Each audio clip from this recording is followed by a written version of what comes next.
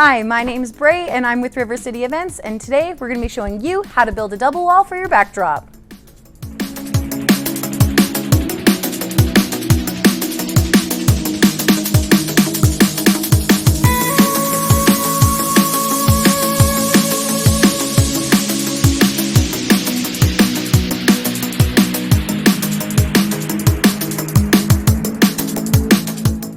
The first step to setting up a backdrop is measuring how long you want it to be.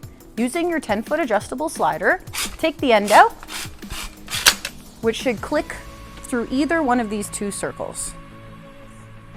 Once you have your backdrop measured out using your slider, place a base plate on either end.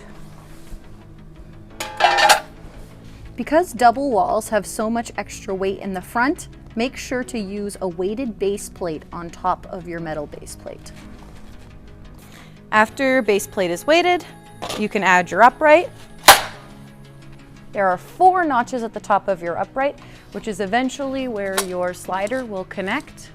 To control the height of your adjustable upright, you just push the pole forward, and to bring it down, there's a clip right here, which you press, and then your pole will slide right back down. This is a crossbar. It's going to be your most useful tool in building your double wall backdrop. The longer end of the crossbar will be connected into your upright, while the 2 end slots are where your slider will be placed. Make sure that your crossbar is securely attached to the upright, as you do not want it to fall forward when attaching all the extra fabric.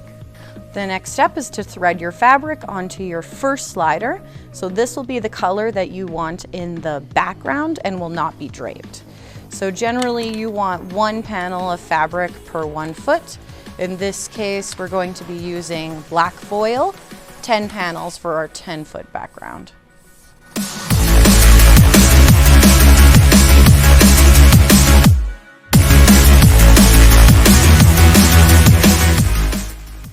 After you're done threading your fabric onto your slider, you're actually going to attach the back panel to the upright itself and not to the crossbar. And then do the same to the other side. After you have your slider up, make sure to fluff all the fabric out so that it's even all the way down.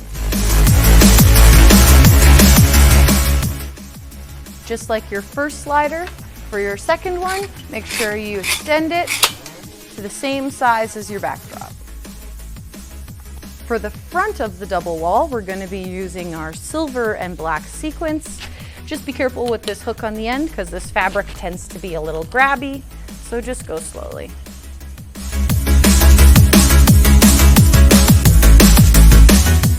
All right, next we're putting our front panel on the crossbar.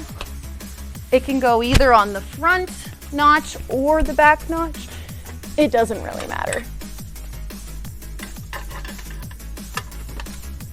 To hide the crossbar and the top of your upright, just take the end of your fabric and cuff it to the top.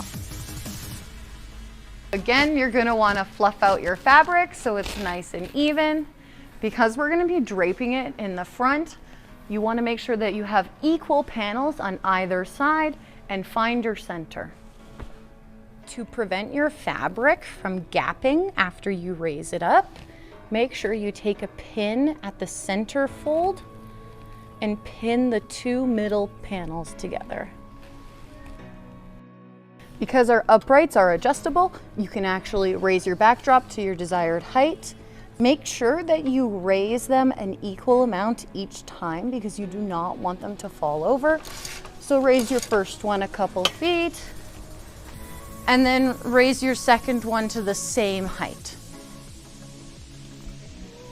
To drape open your fabric, you're going to want to eventually be zip tying it around your back upright. So gather where you would like to have it placed and continue bunching the fabric up to your desired height.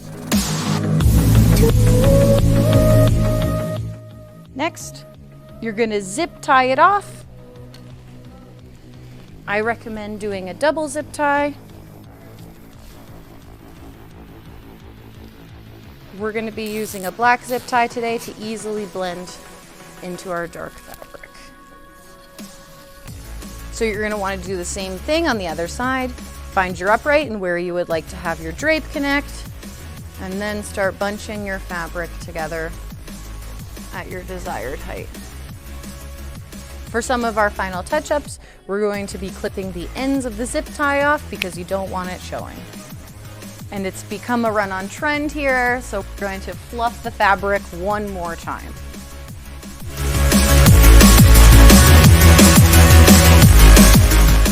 And that's how River City builds a double wall backdrop.